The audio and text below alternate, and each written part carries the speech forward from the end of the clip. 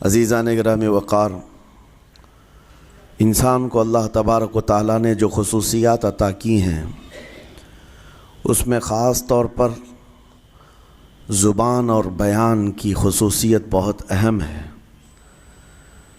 شیخ Saadi رحمۃ اللہ تعالیٰ علیہ فرماتے ہیں، تا مرد سخن نہ گفتہ باشد، عیب و ہنرش نہ ہفتہ باشد۔ جب تک آدمی بات نہیں کرتا اس کی اچھائی بھی چھپی رہتی ہے، برائی بھی چھپی رہتی ہے۔ انسان اپنے کلام سے، اپنی بات سے سمجھ میں آ جاتا ہے کہ کس کیٹیگری کا ہے، کس لیول کا ہے۔ اس کی گفتگو کے آداب اس کی حقیقت بتاتے ہیں، بلکہ یہاں تک کہ اس کے نسب کا بھی پتہ لگا لیا جاتا ہے اور اس کی تربیت کا بھی اندازہ ہو جاتا ہے۔ حضرت لقمان حکیم سے پوچھا گیا نیکی کس کا نام ہے، تو آپ نے فرمایا دو چیزیں اور بہت چھوٹی ہیں۔ نیکی دو چیزیں ہیں جو بہت چھوٹی ہیں۔ کہا کیا ہے؟ کہا کہ ملاقات میں لوگ اپنے بھائیوں سے مسکرانا اور نرم گفتگو کرنا۔ ساری نیکیوں کی جڑ ہے یہ، نرم گفتگو کرنا اور لوگوں سے خندہ پیشانی کے ساتھ مسکرا کر ملاقات کرنا۔ لیکن میرے عزیزو، یہ دو چیزیں بناوٹی تو بہت سارے لوگوں کے ساتھ آ سکتی ہیں، اخلاق تصنع جس کو کہتے ہیں، تکلف کے ساتھ بہت سارے لوگوں کے ساتھ آ سکتی ہیں، لیکن حقیقت میں جس انسان کی طبیعت میں یہ دو چیزیں ہونی چاہیے وہ کب سمجھ میں آتی ہیں؟ اس وقت جو مولا علی کرم اللہ وجہہ الکریم نے فرمایا کسی انسان کو اس کی حقیقت دیکھنا ہو تو غصے کے عالم میں اسے دیکھو۔ وہ اپنے آپے سے باہر ہوتا ہے یا اپنے مزاج کے خلاف کس طرح بات کو سن کر کے تحمل رکھتا ہے۔ سب سے بڑا پہلوان وہ ہے جس نے اپنے غصے کو کنٹرول کیا اور اپنی زبان پر قابو پا لیا، ورنہ یہ وہ لمحہ ہے جب انسان پھٹ پڑتا ہے، جو دل کے اندر ہے سب کہہ جاتا ہے۔ آپ کو میں بتاؤں، نبی کریم صلی اللہ تعالیٰ علیہ وسلم کے عظیم اخلاق کریمہ، بخاری شریف کی حدیث ہے، حضور مسجد نبوی میں تشریف فرما ہے۔ اس وقت مسجد نبوی، آج ہو سکتا ہے آپ کے ذہن میں جو امیج ہے مسجد نبوی کی، بہت بڑی عالی شان مسجد، لیکن وہ زمانہ نبوی میں اس طرح کی نہیں ہے۔ کچی دیواریں تھیں، اوپر چھپر کے چھت پڑے ہوئے تھے اور مٹی کی زمین تھی۔ یہ مسجد نبوی کی شکل اس زمانے میں حضور اکرم صلی اللہ تعالیٰ علیہ وسلم اپنے صحابہ کے ساتھ بیٹھے ہیں، ایک دیہات کا رہنے والا شخص آیا۔ ایک بات یاد رکھیں کہ دیہات میں، گاؤں میں رہنے والوں کے اخلاق اور تمیز میں بڑا فرق ہوتا ہے، ان کے ہاں آداب کی کمی ہوتی ہے۔ وہ شخص آیا اور مسجد نبوی میں آ کر حضور صلی اللہ علیہ وسلم سے کچھ بات چیت کیا اور تھوڑی دیر کے بعد مسجد میں ہی کھڑے ہو کر پیشاب کرنا شروع کیا۔ بخاری شریف میں یہ حدیث موجود ہے۔ جب مسجد نبوی میں کھڑے ہو کر پیشاب کرے تو صحابہ اکرام سب دیکھ کر کے دوڑانے لگ گئے، خذوہ خذوہ، پکڑو اس کو، پکڑو اس کو، اور صحابہ دوڑاتے تھے، وہ پیشاب کرتے ہوئے بھاگتا تھا پوری مسجد میں۔ نبی پاک صلی اللہ تعالیٰ علیہ وسلم نے فرمایا دعوہ، چھوڑ دو اس کو، کر لینے دو، پیشاب کر رہا ہے مسجد میں، چھوڑ دو اس کو۔ جب وہ صحابہ اکرام حضور کا حکم سنتے ہیں سب پیچھے ہٹ گئے۔ تھوڑی دیر کے بعد نبی کریم صلی اللہ تعالیٰ علیہ وسلم نے صحابہ سے فرمایا پانی کے ڈول بھر کر کے لائے جائیں۔ صحابہ سے ہی منگوایا، پانی کے ڈول بھر کر کے لائے گیا اور مسجد نبوی کے میدان میں فرش پر بہایا گیا اور صاف کیا گیا۔ اب وہ شخص نہایت ہی ڈرا سہما کھڑا تھا، میرے ساتھ کیا ہوگا پتہ نہیں، میں نے پیشاب کیا، اب مجھے یہ لوگ قتل کر ڈالیں۔ نبی کریم صلی اللہ تعالیٰ علیہ وسلم نے قریب بلایا اور فرمایا، نہایت نرم گفتگو کے ساتھ حضور فرماتے ہیں یہ اللہ کا گھر ہے، یہاں پیشاب نہیں پیشانیاں رکھی جاتی ہیں۔ بس یہ جملہ ہے، بخاری شریف میں موجود ہے، یہاں عبادت کی جاتی ہے۔ اتنا کہہ کر رخصت ہو گئے، رخصت کر دیا۔ وہ دیہات سے آیا ہوا جو نوجوان تھا یا شخص تھا، باہر نکلتے ہی وہ کلمہ طیبہ پڑھ کر حضور کی غلامی میں شامل ہوا۔ میں نے وہ بلند عالی اخلاق نہیں دیکھے۔ نبی کریم صلی اللہ علیہ وسلم کے بارے میں قرآن کہتا ہے فَبِمَا رَحْمَةٍ مِّنَ اللَّهِ لِنْتَ لَهُمْ، اللہ کی رحمت سے آپ لوگوں کے لیے نرم ہیں، اس لیے لوگ آپ کے ارد گرد لگے ہوئے رہتے ہیں۔ وَلَوْ كُنْتَ فَظًّا غَلِيظَ الْقَلْبِ لَانْفَضُّوا مِنْ حَوْلِكَ، اے رسول اگر آپ سخت دل ہو جائیں تو پھر یہ سب چھٹ جائیں گے، آپ سے دور ہو جائیں گے۔ اس رسول کے لیے جب کہا گیا ہے کہ اگر آپ سخت ہو جائیں تو لوگ چھوڑ کر کے دور ہو جائیں گے، تو ہمارے اور آپ کے لیے کس قدر لہجے کی پابندی ضروری ہے۔ ہاں عزیزان گرام وقار، اپنی گفتگو، اپنے کلام، اپنی بات چیت سے آپ اپنے سلیقے بتاتے ہیں۔ گالی گلوچ کرتے ہوئے جن کی صبح شامیں ہوتی ہیں ان کو دیکھ کر کے ہی پہچان میں آ جاتا ہے کس گھر سے یہ تعلق رکھتا ہے، کہاں ان کی تربیت ہوئی ہے، کس طرح ان کے آداب سکھائے گئے۔ اسی لیے میرے عزیزو، بچوں کو آوارہ بھی نہ چھوڑ دینا کہ وہ اپنی زبان گلی کوچوں سے سیکھ کر کے جائیں۔ کل کو ہوگا یہ کہ اس کی زبان کی وجہ سے لوگ تمہیں طعن و تشنیع کریں گے، اس کا باپ ایسا ہوگا اس لیے بچہ ایسا ہے، اس کی ماں اس طرح ہوگی اس لیے اس کی گفتگو ایسی ہے۔ کیونکہ موسٹلی زیادہ طور پر بچے اپنے ماں باپ کے اخلاق کو نقل کرتے ہیں، ٹرانسفر ہوتی چلی جاتی ہیں۔ ایک بار حضور اکرم صلی اللہ تعالیٰ علیہ وسلم مسجد نبوی سے باہر نکل کر جا رہے ہیں۔ توجہ میرے عزیز ہو، اخلاق کہاں دکھانے چاہیے اور ہماری بات چیت کے انداز ہمیں کہاں ہونا چاہیے، میں آپ کو بتاؤں۔ حضور تشریف لے کر جا رہے ہیں، صحابہ اکرام کھڑے تھے حضور کے اطراف۔ مدینہ طیبہ کی ایک بوڑھی خاتون جس کا ذہنی توازن کھویا ہوا ہے، یعنی وہ دماغی طور پر ڈسیبل ہے، اور وہ آئی جا رہی تھی۔ لوگ جب بھی اس کو دیکھتے راستہ کاٹ لیتے، وہ جس کو بھی پکڑتی تھی سنانا شروع کرتی تھی، جو منہ میں آئے بکنے لگ جائے، اور لوگوں کو تنگی محسوس ہونے لگتی۔ صحابہ نے دیکھا کہ یہ عورت آ رہی ہے، حضور کی طرف آ رہی ہے، سب نے حضور صلی اللہ علیہ وسلم کو گھیر لیا اس کا راستہ روکنے کے لیے۔ اب آئے گی اور نبی کریم صلی اللہ علیہ وسلم کے پاس اگر زبان درازی کرنے لگ جائے، پاگل عورت ہے، اور بک بک کرنے لگ جائے، حضور پاک صلی اللہ علیہ وسلم کے ادب میں کہیں کمی نہ آ جائے۔ صحابہ کا یہ ہمیشہ اہتمام رہتا۔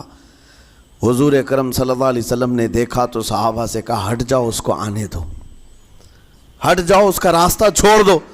صحابہ نے کہا یا رسول اللہ صلی اللہ علیہ وسلم، اس کا ذہنی توازن ٹھیک نہیں ہے، دماغی طور پر وہ عورت ٹھیک نہیں ہے، وہ آئے گی اور لمبی باتیں کرتی ہے، لا یعنی باتیں کرتی ہے، کہیں آپ کی شان پاک میں کوئی گستاخی نہ ہو جائے۔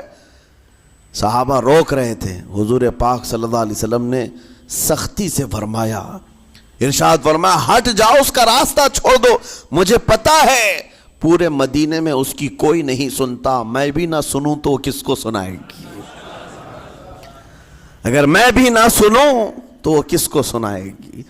یہ میرے مصطفیٰ کریم صلی اللہ تعالیٰ علیہ وسلم کے دربار عالی جاہ کی وہ بلند اخلاق کریمانہ کی ایک مثال ہے، جس کو خود میرے آقا نے فرمایا بعثت لأتمم مکارم الاخلاق۔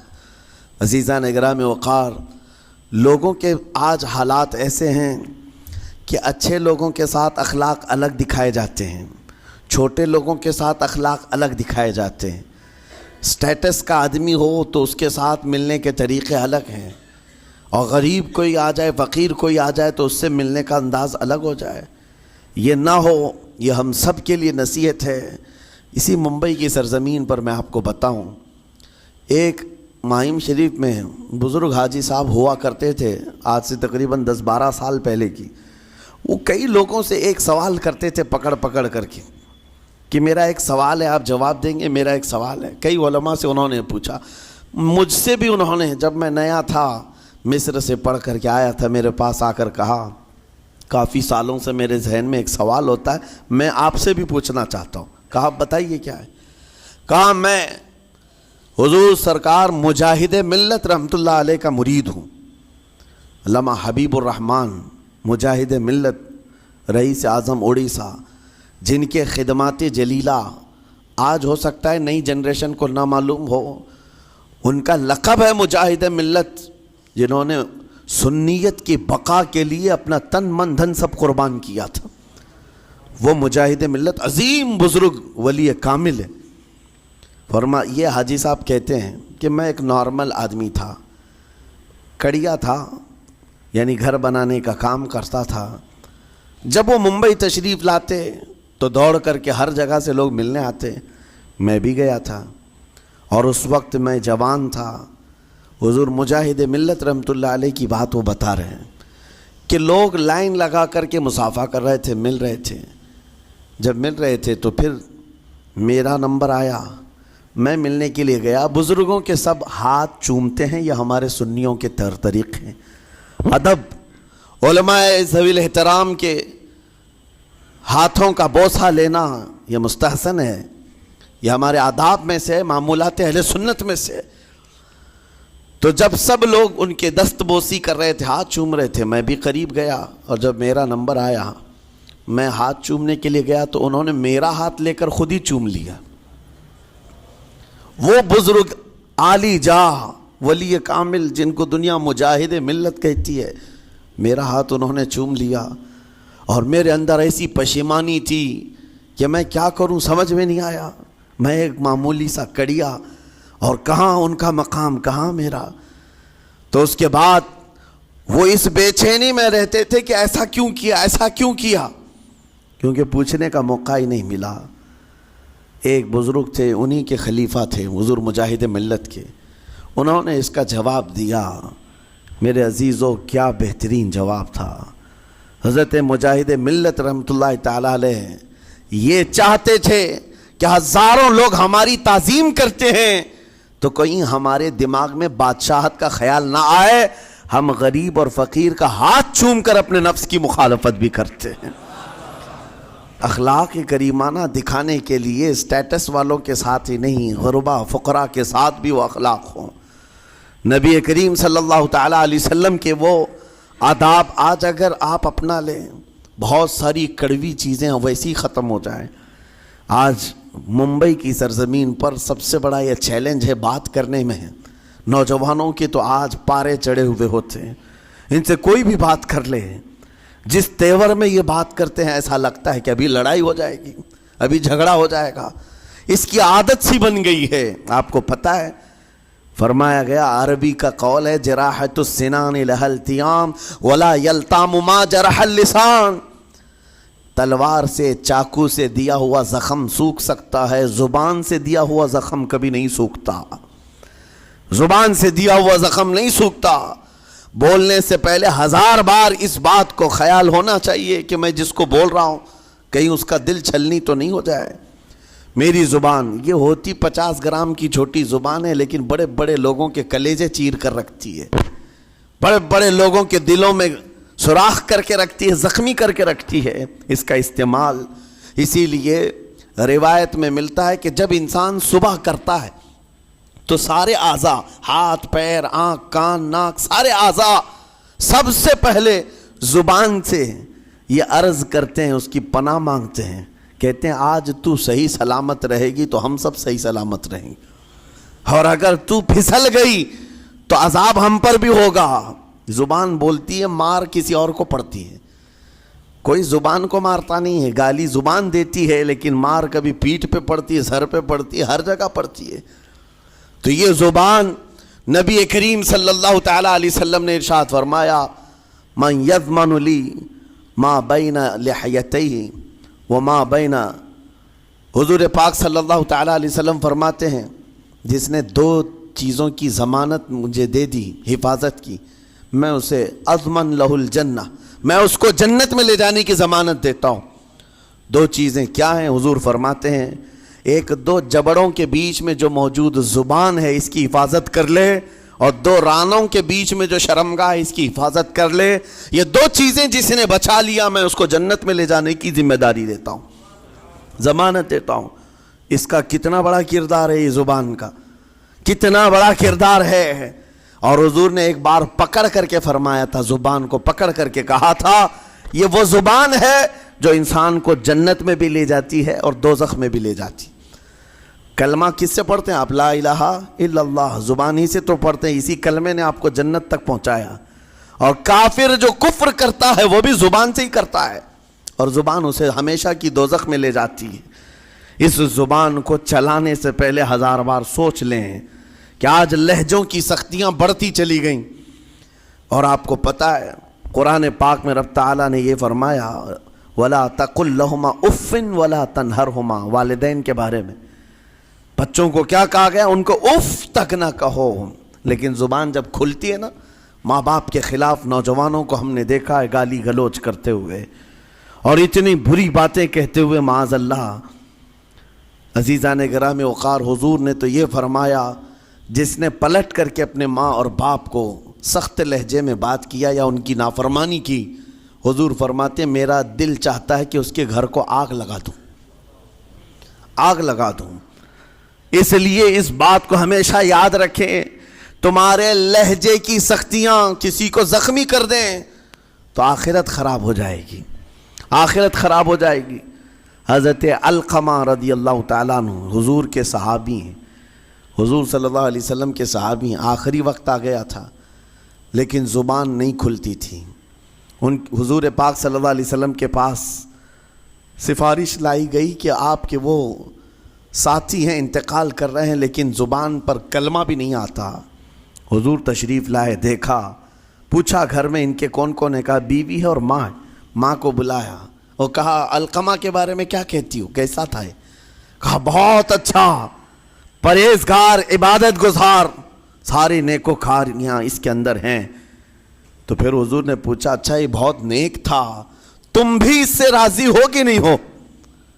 ماں نے کہا میں نہیں راضی ہوں، میں راضی نہیں ہوں.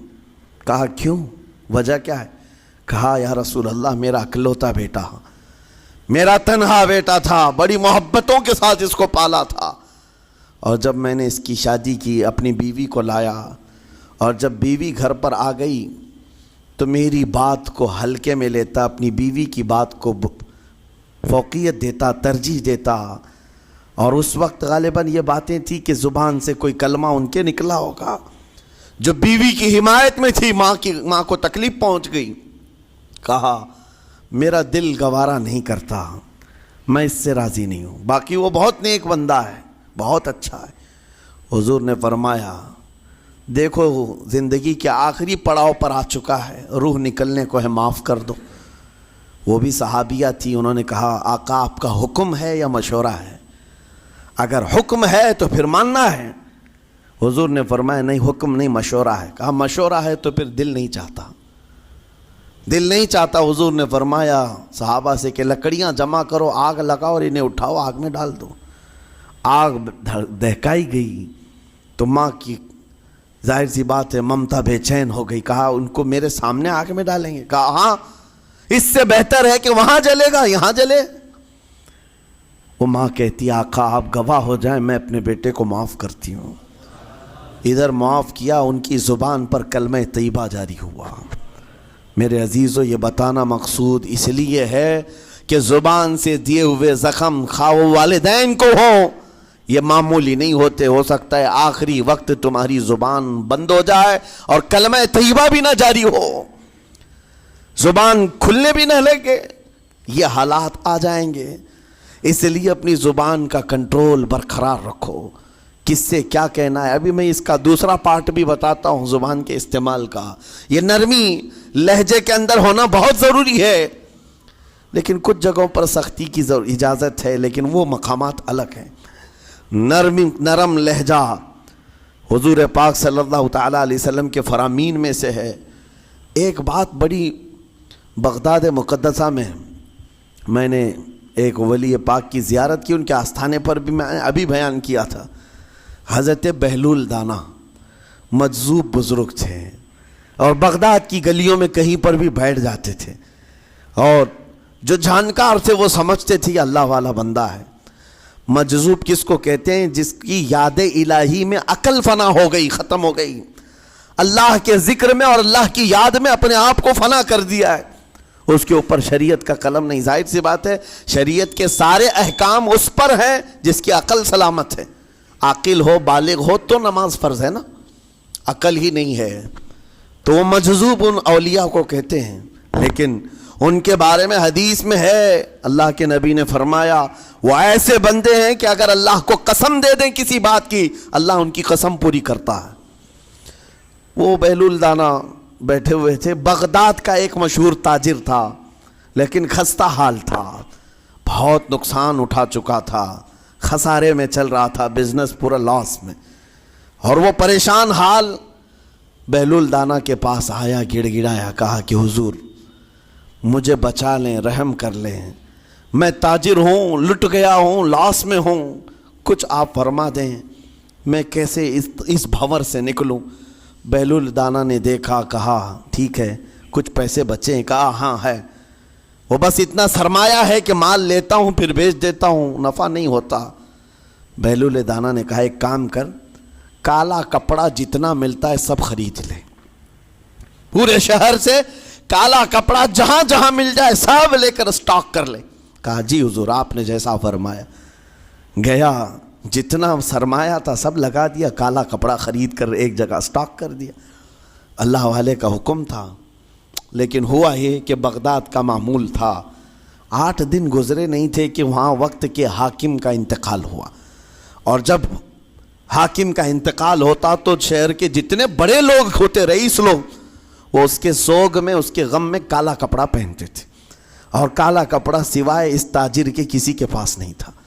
اور سارے بڑے لوگ پیسوں سے اس کے پاس کالا کپڑا خریدنے آئے. یہ منہ بولے قیمت پر, جیسے تیسے جتنی قیمت پر بولے سب خرید کر لے جاتے, اور پل بھر میں ایک دن کے اندر وہ بہت بڑا کروڑ پتی بن گئے, بہت مال آ گیا. یہ بات یاد رکھیں, اللہ مال دیتا ہے, اس کے بعد پھر آزمائش بھی ہوتی ہے. مال اتنا آ گیا, اب لے کر کے مستیاں تھیں, چند دن گزرے. ظاہر سی بات ہے مال کو بڑھانے کی تمنا ہر ایک کی ہوتی ہے, کوئی یہاں پر اینڈ کرنے والا نہیں ہے دنیا میں, چاہے اس کا بزنس اربوں پر بھی پہنچ جائے, اسے آگے پہنچنا ہے. چند دن گزرے تھے, 8-10 دن, پھر آیا حضرت بہلول دانا کو ڈھونڈتے ہوئے. ایک جگہ میدان میں یہ مجذوب بزرگ بیٹھے مل گئے. آیا اور کہا او دیوانے بتا اب کیا خریدوں, پیسہ بہت ہے ابھی میرے پاس, بتا دیوانے اب کیا خریدوں. انہوں نے دیکھا, کہا کہ لہجہ تو بدلا ہوا ہے, پیسہ بہت زیادہ تھا. کہا کہ ٹھیک ہے کوئی بات نہیں, اللہ والوں کو ان سب چیزوں سے کوئی لینا دینا نہیں. آپ نے کہا مال جتنا ہے تیرے پاس سب لے کر کے خربوز خرید لے, تربوز خرید لے, جس کو کلنگڑ کہتے ہیں, تربوز پورے خرید لے. اس نے کروڑوں کی جائیداد پورے تربوزوں میں لگا تھی, سب تربوز خرید کر سٹاک کر دیا ایک جگہ. اور اس کے گمان میں یہی تھا کہ چند دن گزریں گے, کوئی ایسا ہی حادثہ ہوگا جب تربوز منہ مانگی قیمت پہ لوگ خریدیں گے اور میں بیچوں گا. پورا مال تربوز میں لگایا, 2 دن 4 دن 6 دن 8 دن گزرے, کوئی حادثہ نہیں. ادھر تو تربوز سڑنے لگ گئے, وہ تو زیادہ دن سٹاک نہیں کیے جا سکتے, سڑن شروع ہو گئی. پھر تھوڑے دنوں کے بعد پورے کے پورے سڑ گئے, کروڑوں کا مال تربوز میں سڑ کے چلا گیا. وہ کچھ بھی نہیں سکا, کچھ نہیں کر سکا, واپس چیختا چلاتا اسی حالت میں آیا, پہلے سے بھی زیادہ بدتر حالت میں میں آ گیا ہوں. دوڑتے ہوئے آیا, حضرت بہلول دانا کو ڈھونڈتے ہوئے. کہاں ہیں وہ؟ اسی جگہ بیٹھے ہوئے مٹی میں بیٹھے رہتے تھے. قریب آیا اور کہنے لگا کہ آپ نے میرے ساتھ ایسا کیوں کیا بہلول؟ بہلول دانا نے کہا کیا ہوا؟ کہا میں تو لٹ گیا, تربوز میں پیسے لگائے آپ کی وجہ سے اور پورے سڑ گئے. بہلول دانا نے کہا میں نے تو کچھ نہیں کیا, پہلے تو تجھے نفع ملا تھا وہ تیرے لہجے کی وجہ سے, اب خسارہ ہوا ہے تیرے لہجے کی وجہ سے. پہلے جو آیا تھا بات کرنے کے لیے اس وقت تیری تمیز الگ تھی, تیری تہذیب الگ تھی, اخلاق الگ تھی. گڑ گڑا کر کہا تھا کہ میں لٹ گیا ہوں, آپ رحم کر دیں. دوسری بار آ کر کے کیا کہا؟ او دیوانے بتا کیا خریدوں. لہجہ بدل گیا تو پوری حیثیت بدل گئی. زبان ہماری اونچائی پر بھی لے جاتی ہے اور نیچے بھی لے آتی ہے۔ اس بات کو ہمیشہ ملحوظ رکھیں کہ اس زبان سے بہت سارے لوگ نفع بھی اٹھاتے ہیں، بہت سارے لوگوں کو نقصان بھی ہوتا ہے۔ لیکن ساتھ میں یہ بات بھی عرض کروں، نرم گفتگو کرنے کا عادی ہر ایک کو ہونا چاہیے، نرم گفتگو کرنے کا عادی ہر ایک کو ہونا چاہیے، اس کی نیکیوں کی علامت ہے، اس کے اخلاق کی علامت ہے۔ لیکن ساتھ میں امام شافعی رحمۃ اللہ تعالی علیہ نے یہ بھی فرمایا، چاہے جتنی بھی نرم طبیعت ہو انسان کی، اللہ اور اس کے رسول کے لیے غیرت ہونی چاہیے۔ اللہ اس کے رسول کے خلاف بات سنے تو پھر نرم لہجے کا استعمال نہ کرے، پھر وہ بزدلی کہلائے گی، وہ بزدلی کہلائے گی۔ آج میں ایک بات یہ بھی بتا دوں، بہت سارے لوگ یہ سمجھتے بھی ہیں۔ ابھی چند دن قبل میں ماررہ مطہرہ میں بیان کیا اخلاق کے، اولیاء کرام کے مذہب و مسلک پر، اور پچھلے 15 سالوں سے میں نے بہت سارے خطابات کیے ہیں اخلاق پر، معاشرے کی برائیوں پر۔ لیکن ابھی چونکہ چند دنوں میں جلسے پروگرام بہت سارے ہو گئے اور عظمت ناموس رسالت پر زیادہ گفتگو ہونے لگی، تو لوگوں میں ایک امیج الگ بیٹھی ہوئی ہے۔ اور ابھی ہم نے اخلاق حسنہ پر گفتگو کیا کی 8 دن پہلے، ایک بزرگ نے مجھ سے پوچھا، ایسی بھی تقریر کرتے ہیں آپ ایسی بھی تقریر کرتے ہیں، یعنی نرم گفتگو بھی کرتے ہیں؟ مطلب یہ ہے کہ ہماری امیج ایسی بنا کر رکھیں کہ ہم ہر وقت چلاتے ہی رہتے ہیں، ہر وقت للکارتے ہی رہتے ہیں۔ میرے عزیزوں، میں یہاں پیغام دینا چاہتا ہوں، ہم قرآن کے اس آیت پر عمل کرنا چاہتے ہیں جو مولا نے فرمایا، اشداء علی الکفار رحماء بینہم۔ مومنین کی شان ہے، صحابہ کی شان ہے، وہ کافروں پر سخت ہوا کرتے ہیں اور مومنوں کے لیے نرم دل ہوا کرتے ہیں۔ زبان کی نرمی ایمان والوں کے لیے ہے، زبان کی نرمی محبت مصطفیٰ کے لیے ہے، عاشقان مصطفیٰ کے لیے ہے۔ ساتھ میں زبان کی سختی کفار و مشرکین کے لیے ہے، گستاخان رسول کے لیے ہے۔ اور اگر یہ چیز نہیں آئی تو پھر آپ سمجھ لیں نیک اس وقت نہیں کہلائے گا آدمی۔ بعض لوگوں کو ایسا لگتا ہے نرم بات کرنا چاہیے، نرم گفتگو، بالکل صحیح ہے، یہ اخلاق ہے۔ لیکن اگر ایسے مقامات پر جہاں تمہارے نبی کو کوئی گالی دے رہا ہو، رب کی شان میں کوئی بھونک رہا ہو، اس وقت تم کہو کہ اخلاق ہے، نرم بات کرنا چاہیے، یہ بے غیرتی ہے، یہ بے غیرتی ہے۔ تمہاری بیوی کو اگر تمہارے سامنے کوئی چھو دے اور اس کے بعد تم ہنس کر کے اس سے کہو ٹھیک ہے جائیے صاحب، آپ کو کہا جائے گا بے غیرت آدمی، بے غیرت آدمی ہے۔ انسان کو اپنی بیوی، اپنی بیٹی، اپنی ماں پر بھی غیرت ہوتی ہے، وہ سنتا نہیں ہے، یہ پیدائشی ہے، فطرت ہے انسان کی۔ اور مومن کی شان یہ ہے، سب سے بڑی غیرت اس کے لیے اللہ اور اس کے رسول کے لیے ہوا کرتی ہے، اللہ اور اس کے رسول کے لیے۔ ماں اور باپ کو گالیاں ایک وقت میں برداشت کر بھی لے جائے، لیکن اللہ اور اس کے رسول کی شان میں وہ ہرگز برداشت نہ کرے، یہ ایمان کی علامتوں میں سے ہے۔ بہرحال میں نے زبان کے دونوں استعمال آپ کو بتائے، سخت لہجے بھی ہیں، نرم لہجے بھی ہیں، لیکن جب آپ کا پالا کسی گستاخ سے نہ پڑے تو ہمیشہ نرم گفتگو کرنے کے عادی بنے۔ مومنین میں نرم لہجے کا اختیار ہمیشہ رہے، اس سے اخلاق آپ کے بتائے دکھائے جاتے ہیں، اس سے آپ کے اخلاق معلوم ہوتے ہیں، ساتھ ہی معاشرے میں نرمی اور محبت کا ماحول بھی قائم ہوتا ہے۔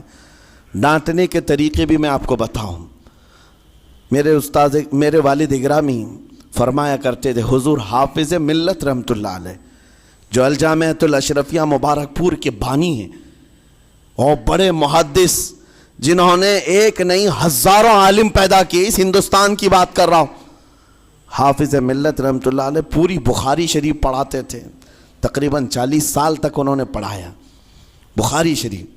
میرے والد ان کے شاگرد ہیں، فرماتے ہیں جب وہ بہت زیادہ ناراض ہو جاتے کسی سے، ڈانٹنا ہوتا، ہر استاد بچے کو ڈانٹتا ہے، کبھی کچھ بچہ نافرمانی کر جائے یا مزاج کے خلاف بات کرے تو استاد ڈانٹتا ہے، تو حافظ ملت رحمت اللہ علیہ اگر کسی شاگرد کو ڈانٹتے بھی غصے میں تو کہتے ہیں اے جنتی کیا کر رہا ہے، کہتے ہیں اگر یہ جملہ قبول بھی ہو جائے تو وہ بچہ جنتی ہو جائے۔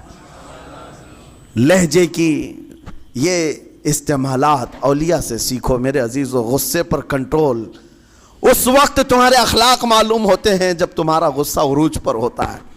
اس وقت تمہاری حقیقت لوگوں کے سامنے آتی ہے. وہ اپنے شاگردوں کو ڈانٹتے بھی تو جنتی کہہ کر ڈانٹتے ہیں. یعنی کوئی گالی نہیں ہے, کوئی برے کلمے نہیں ہیں, بلکہ ایسا جملہ ہے کہ اگر قبول بھی ہو گیا استاد کی زبان سے, اس کی تو زندگی وصول ہو گئی, اس کا بیڑا پار ہو گیا. ہمارے درمیان ماں باپ کو بھی یہ چاہیے کہ بچوں کو کس طرح کے اخلاق آپ دے رہے ہیں. گفتگو کرنے کے متعلق قرآن میں اللہ تعالیٰ نے آداب بتائے ہیں.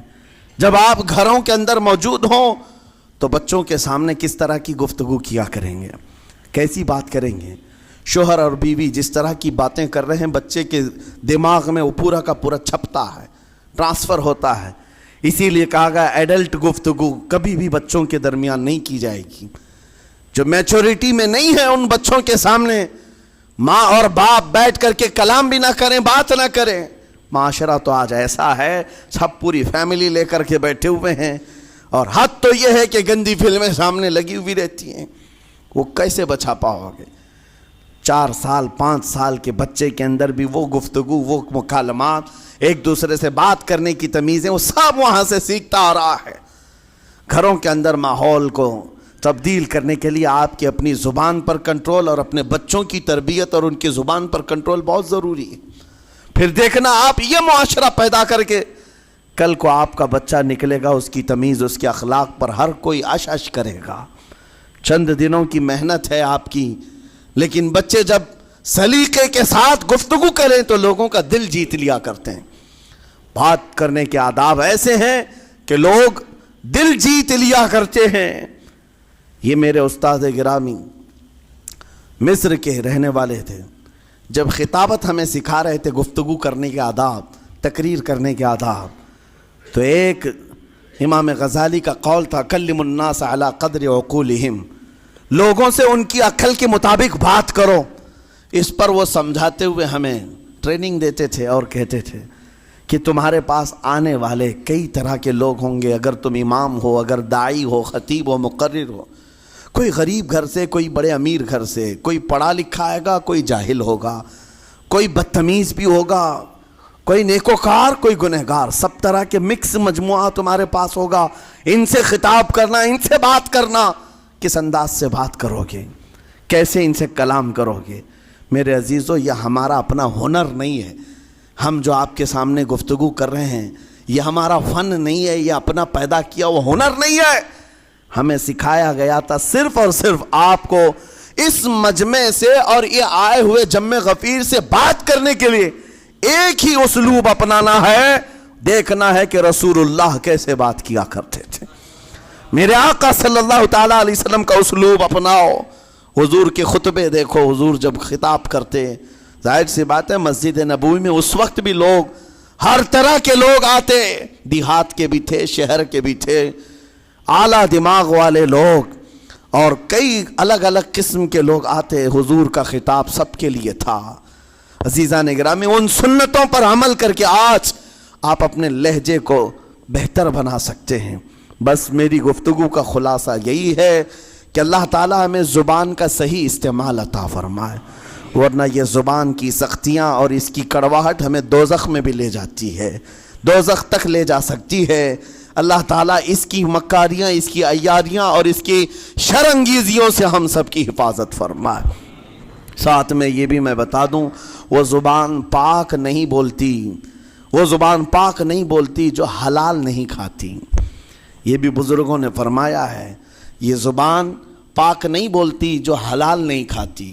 اسی سے ہر کچھ گزرتا ہے, اندر پیٹ میں جاتا ہے. حلال لقمے اس سے گزارو تو زبان پاک بولے, اللہ کا ذکر کرے اور تمہیں زبان میں وہ لذت آنے لگ جائے. لیکن اس سے حرام لقمے گزارتے رہو گے, اس کے لہجے کی سختیاں بھی آ جائیں گی, اس کے اندر کڑواہٹ بھی آ جائے گی, گالی گلوچ, یہ سارے استعمالات یہ زبان کرنے لگ جائے گی. کیوں؟ اس سے حرام لقمے جو گزارے جا رہے ہیں. اس چیز کا بھی خیال ضروری ہے. زبان کو جس طرح کا پیٹرول دو گے ویسی چلے گی یہ گاڑی. جس طرح کا ڈیزل اس کے اندر ڈالتے ہو, حرام یا حلال, یہ بہت معنی رکھتا ہے۔ اور ایک بات یہ بھی سن کر کے چلے ہیں کہ حضرت سلیمان علیہ السلام کے زمانے میں ایک مناظرہ ہوا تھا علماء کا۔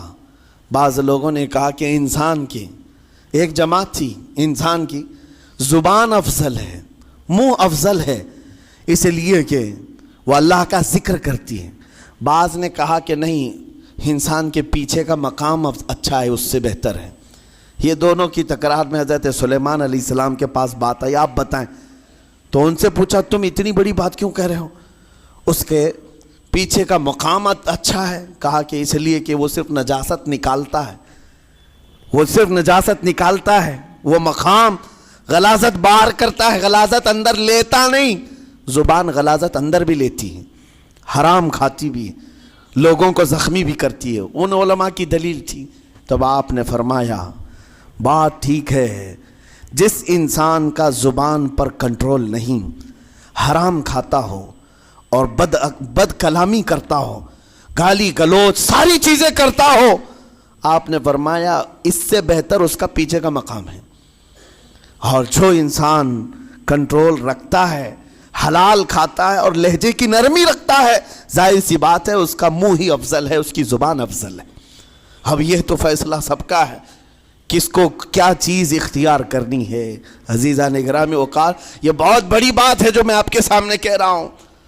زبان کو اگر کسی دوسری جگہ سے کمپیئر کیا جائے تو لگتا ہوگا نرم، یہ بالکل اچنبے والی بات ہے، عجوبے والی بات ہے، یہ کون سا کمپیریزن ہے؟ وجہ یہی ہے، بعض لوگوں کو ہم نے اتنا گندا بولتے ہوئے دیکھا ہے، اس سے بہتر ہے کہ وہ نہ بولیں۔ لوگوں کو زخمی کرتے ہیں، کسی کے مقدسات پر حملے کرتے ہیں۔ اللہ تعالیٰ ان کے زبان کی شرارتوں سے ہماری حفاظت فرمائے۔ اور کریم خدا ارحم الراحمین مولا اس چیز سے بھی ہمیں حفاظت فرمائے، قیامت کے دن کچھ لوگ صرف اس لیے پکڑے جائیں گے کہ وہ کچھ نہیں بولتے تھے، لیکن وہ جن کے ساتھ رہتے تھے وہ بولتے تھے، وہ لوگ بولتے تھے، اور ان کی وجہ سے یہ خاموش رہنے والا جو ساتھ میں تھا اسے بھی جہنم میں لے جایا جائے گا۔ اور وہ اس دن کہے گا پکار کر، یا ویلتا لیتنی لم اتخذ فلانا خلیلا، اے کاش میں فلاں کی دوستی نہیں کیا ہوتا تو اچھا ہوتا، آج میں بچ گیا ہوتا۔ اپنے ماحول کو بچاؤ، جہاں زبان کی خرابی دیکھو اپنے آپ کو بھی بچاؤ اور اس ماحول سے بھی اپنے کو دور رکھو۔ اللہ کی بارگاہ میں دعا ہے مولا تعالیٰ اس زبان کو خالص اپنے ذکر میں لگائے اور اپنے حبیب پاک کے ذکر میں لگائے۔ مولا تعالیٰ ہم کو زبان کی بد کلامیوں سے محفوظ و مامون فرمائے۔ وآخر دعوانا ان الحمد للہ رب العالمین۔ السلام علیکم۔